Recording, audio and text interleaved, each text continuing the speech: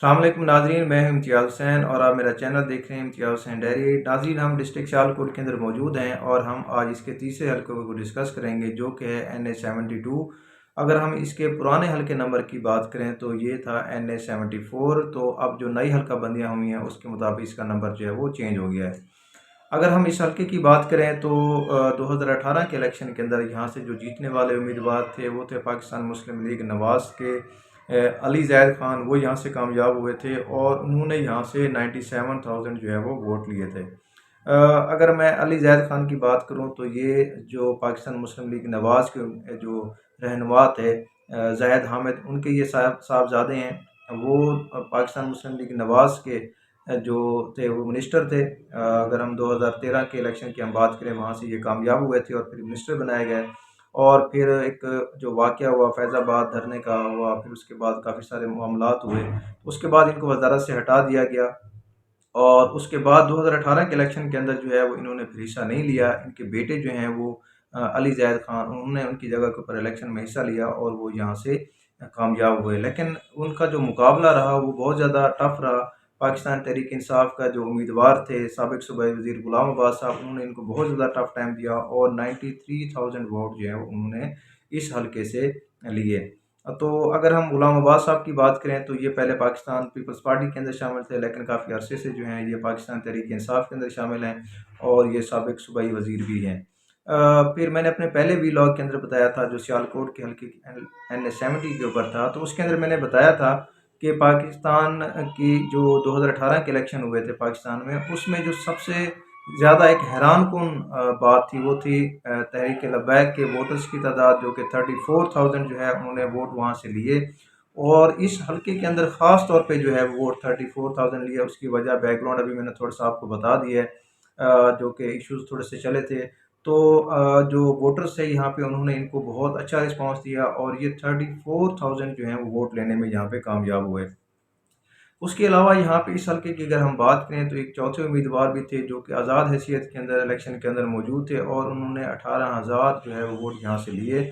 और वो थे मुनव्वर गिल साहब। उन्होंने यहाँ पे अच्छी इलेक्शन कैंपेन की, आज़ाद हैसियत से उन्होंने इलेक्शन में हिस्सा लिया और उन्होंने यहाँ से 18,000 के करीब वोट लिए। तो जो वोटर्स हैं यहाँ पे अगर आप देखें तो वोटर जो है वो इस हल्के के अंदर काफ़ी जो है वो तकसीम हुआ। पाकिस्तान मुस्लिम लीग नवाज़ जो है वो यहाँ से जीती, हालाँकि बहुत सारे इल्ज़ामात भी थे उनके वालिद के ऊपर। बहुत ज़्यादा नापसंदीदगी का भी इज़हार किया गया। पाकिस्तान तहरीक इंसाफ की तरफ से जो है वो काफ़ी सारे कमेंट्स भी आए, लेकिन उसके बावजूद जो है वो यहाँ से उनके बेटे कामयाब हुए। लेकिन जो जीत का मार्जिन था वो आप यहाँ पे देख सकते हैं, बिल्कुल क्लोज़ मार्जिन था। पाकिस्तान तहरीक इंसाफ के जो उम्मीदवार गुलाम अब्बास हैं, जिनकी अपने हल्के के अंदर जो है वो एक बड़ी अच्छी रेपुटेशन है, बड़ी अच्छी पोजीशन है, वो उन्होंने बड़ा ज़बरदस्त इनके साथ मुकाबला किया और 93,000 वोट जो है वो यहाँ से लिए। तो उसके अलावा जो 2 उम्मीदवार हैं, उनके वोट जो हैं वो अच्छे खासे वोट वहाँ से बनते हैं। दोनों के अगर वोट अगर हम मिलाएँ तो 50,000 प्लस जो है वो वोट वहाँ से बनते हैं। अब अगर हम 2024 के इलेक्शन की बात करें तो अब जो है वो उम्मीदवारान तकरीबन वही हैं। पाकिस्तान मुस्लिम लीग नवाज़ के जो उम्मीदवार हैं वो अली ज़ैद ख़ान हैं। इस दफ़ा भी उन्होंने उसको बरकरार रखा है। और पाकिस्तान तहरीक इंसाफ के अलबत्ता जो उम्मीदवार हैं, पहले थे गुलाम अब्बास साहब। इस दफ़ा जो है वो गुलाम अब्बास साहब ने भी जो है वो अपने कागज़ात जमा करवाए हैं और उसके अलावा उन्होंने अपने बेटे के कागज़ात नामज़दगी भी जो है वो इस हल्के से जमा करवाए हैं। जो कि हैं एहसन अब्बास, वकील हैं ये पेशे के एतबार से, और उन्होंने इनके कागज़ात भी जो है वो यहाँ से जमा करवाए हैं। तो आप देखते हैं कि दोनों में से जो है वो कौन फिर इन दी एंड इलेक्शन के अंदर हिस्सा लेता है। उसके अलावा जो TLP का उम्मीदवार है वो यहाँ पे इस इलेक्शन के अंदर भी मौजूद है। शुजात अली हैं, उन्होंने यहाँ पे अपने कागज़ात नामज़दगी जो है वो यहाँ से जमा करवाए हैं।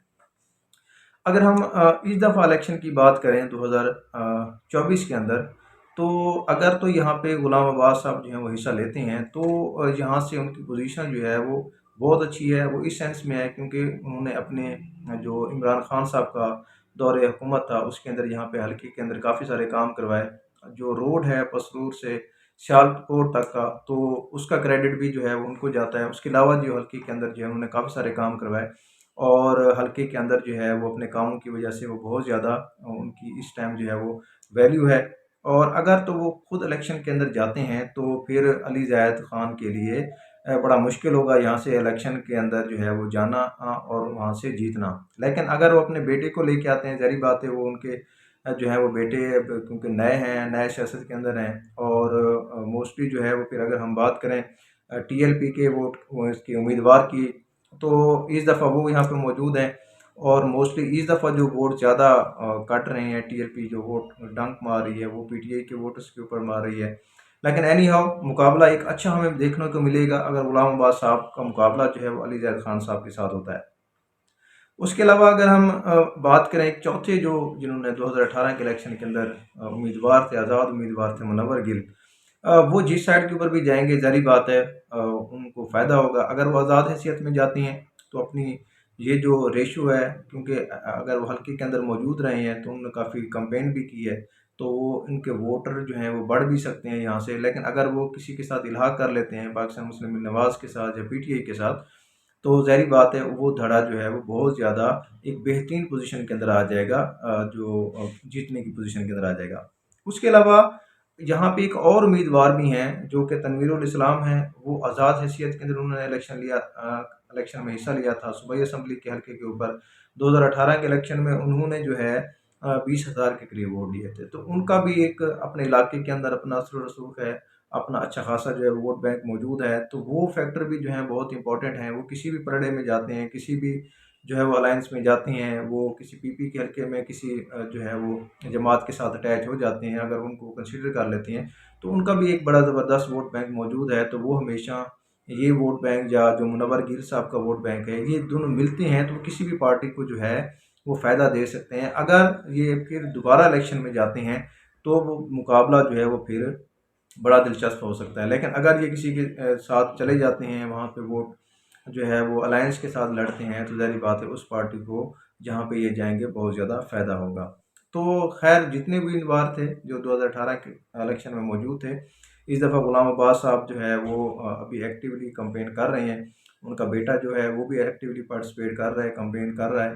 तो अब देखते हैं कि 8 फरवरी के इलेक्शन के अंदर जो है वो कौन सी जमात यहाँ से जीतती है। लेकिन अभी फ़िलहाल अगर हम बात करें तो जो मुकाबला है वो बहुत सख्त है। गुलाम अब्बास साहब ने भी बड़े काम करवाए हैं और इस दफ़ा अगर हम बात करें तो जो अली ज़ैद खान है उनकी पोजीशन भी जो है वो बेहतर है, लेकिन मुकाबला अच्छा होने को मिलेगा। ये जो आज़ाद उम्मीदवार हैं, ये जिस साइड के ऊपर भी जाएंगे वो उस पलड़े को भारी करेंगे। तो अब देखते हैं 8 फरवरी के इलेक्शन के अंदर जो है वो क्या रिज़ल्ट निकलता है। अगर आप मेरे चैनल के ऊपर नए हैं तो मेरे चैनल को सब्सक्राइब करें और मेरी वीडियोस को लाइक करें ताकि आने वाली वीडियोस जो हैं वो आपको टाइम टू टाइम मिलती रहें।